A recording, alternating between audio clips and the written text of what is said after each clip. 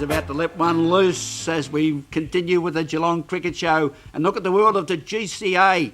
And in Division 1, Grovedale sit on top of the ladder, 27 points, 3 points clear of St Joseph's. And in today's big game, we'll leave that to last. We'll start with Leopold playing Manifold Heights. Leopold currently sitting in 9th position. Tim, can the Leopold Lions get up against the Manifold boys? I think this might be the first week, Graham, that I'm actually going to tip Leopold. I think their performances over the last few weeks, they'll be stung by those after all the off-season the recruiting that they did. And yes, Manifold Heights carry through some momentum after claiming their first win over the reigning premiers Geelong West last week. But I think it's time for Leopold to really step up and for a few of those recruits to make their names out at Leopold. And I think this could be the week where they do it.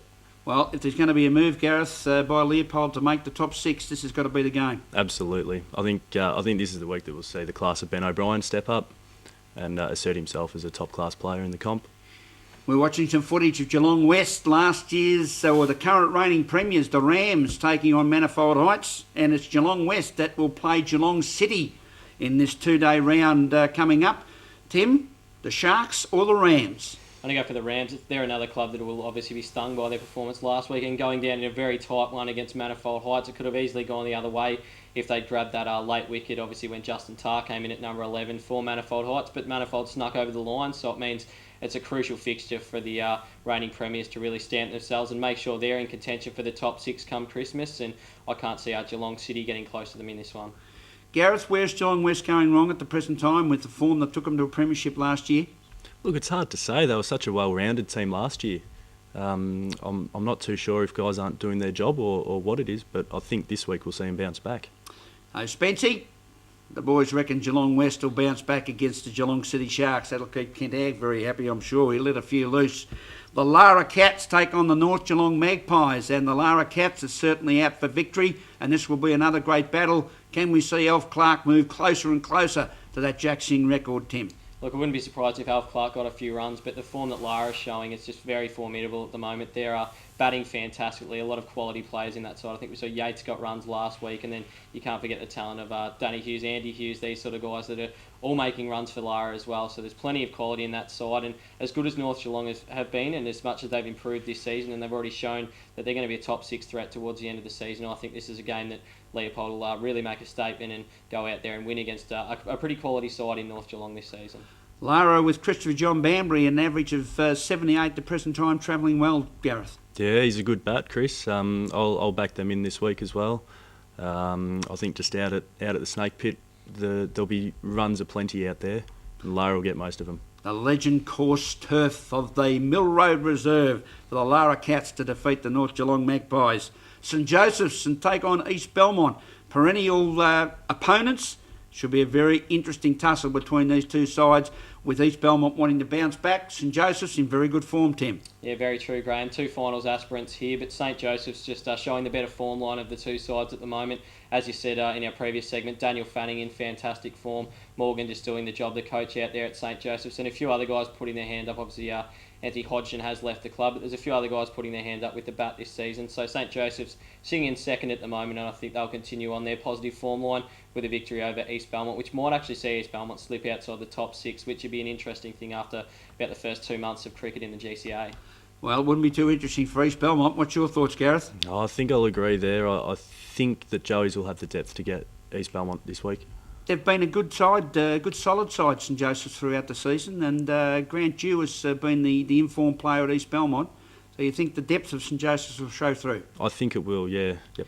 The two Blues, Newtown and Chewell, take on Bellpost Hill. Gareth, I'll throw to you because you played Bellpost Hill last round. Newtown and Chewell, any chance? I wouldn't have thought so. We didn't get to see Newtown in the first round, unfortunately, but looking at Bellpost Hill last week, I think that they will have the depth to cover them as well. Tim Mitchell, your expert opinion. Yeah, I have to agree with Gareth on that one, Rawlo. I can't see Bellpost Hill dropping 2 games in a row, especially to Newtown and Chilwell. Yes, they did do some recruiting, but looks like it's going to be another pretty tough season for the two Blues, and they look like they'll be rooted to the bottom of the table for a lot of season 2009-2010. And the match of the day in Geelong Cricket Association Division 1 is Grovedale taking on South Barwon out at Burdu Reserve, or more particularly the Stuart Boyd Oval out there at Burdu Reserve. Gareth, what's your chances? Hopefully they're very good. we'll back ourselves in. We'll hopefully get the job done. Tim, your unbiased view on this match, because it's a very important one, because I understand, led to believe, alleged, that maybe one Brett Anderton will not be playing with South Barwon today, thus reducing their pace attack, which would be a very handy break for Grovedale. Yeah, if he's not playing, it's going to be very tough to see South Barwon getting up. Obviously, he is a quality bowler down there for South Barwon, so it would make it pretty tough for them. I made the mistake last weekend, Graham, of tipping against Grovedale and went for Bellpost Hill, thinking they'd chase down the runs that Grovedale had set them. So I am going to go for our Gareth side this weekend, not just because he's sitting beside me, but I think the form that South Barwon has showed, they've been solid without really being as impressive as they have been over the first couple of seasons. If Brad Hornstein and his boys do click, then they're every chance of defeating Grovedale in what would probably be deemed an upset, but I think with the form line Gareth and Barry Cheetis and the boys are showing, I think they'll get another win and cement top spot in the table. Gareth, I suppose at this stage, South Barwon and Geelong West, placed at 7th and 8th outside the top 6, would have to be the question marks of performance so far this season, given their previous season's form. Yeah, absolutely, but I don't think they're too far away from the mark either. I think it's going to be a very, very close tussle for the top 6 this year. Tim? Yeah, I have to agree there. As most of our guests from the GCA have said, there's about 8 or 9 teams really in contention, and it's going to be very tight come the end of the season, which is why you've got to like the sides that are up there at the moment, because they're stamping themselves early, and the early wins always prove to be crucial after Christmas. And North Geelong sitting in 3rd position, Bellpost Hill in 4th position. They're starting to show some very solid form, and all looks very well as we head into the next round. Today, starting at 1:15 this afternoon in the Geelong Cricket Association Division 1. In Division 2, the match of the round will be between first place Thompson, top of the Tigers.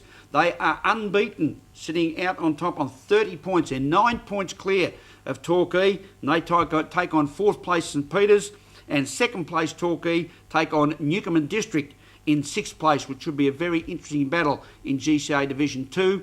And in GCA Division 3, St Albans Breakwater. They're out there on 40 points, Tim, 15 points clear of Mottawarri and Corio Bay. Second playing 4th this particular week. And good luck to Anarchy. They're sitting on the bottom of the ladder in Division 3 first. Toothy, you're going to have to bat at number 1 because you play St Albans Breakwater.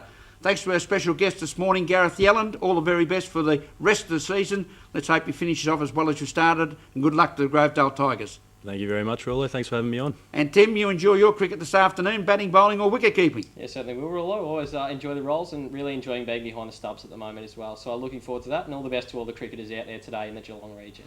I'm heading off down to Geelong Cricket Ground. Geelong and North Melbourne in Premier Cricket's all a go. Until then, Rawlo saying, catch ya. We are Geelong, the greatest team of all. We are Geelong.